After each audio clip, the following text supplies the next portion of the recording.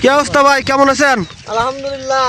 তো কি অবস্থা পেঁয়াজের? এবার তো খুব সুন্দর পেঁয়াজ আছে, এটা কি জাত ভাই? এটা হাইব্রিড করস। হাইব্রিড করস। এক বিঘায় কিরকম হচ্ছে? এক বিঘা 80 মন পেঁয়াজ হচ্ছে ভাই। 80 মন? 80 মন পেঁয়াজ হচ্ছে, তাহলে পেঁয়াজের দাম কিরকম? পেঁয়াজের দাম তো 800, 850, 900 করে। এই যে পেঁয়াজ দেখেন, খরচ যাচ্ছে কিরকম এক বিঘায়?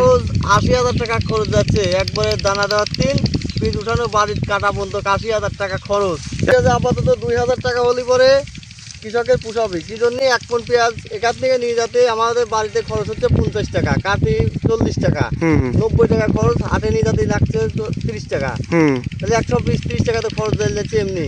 আর একটা লিভারের দাম 1100 থেকে 1200 টাকা। টাকা দিয়ে 1200 টাকা নিচে একটা লিভার পাওয়া যাচ্ছে না।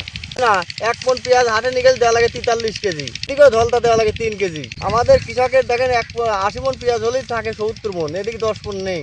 1,000 টাকা করে মন হলে পরে তয়গা কৃষক বাঁচছি। আমাদের একটা অনুরোধ মাননীয় প্রধানমন্ত্রীর কাছে, ইন্ডিয়া থেকে পিস আনা যাবে না। ইন্ডিয়াতে পিস আনলেই কৃষক শেষ, বাঙালি মরি একবার চাঙায়।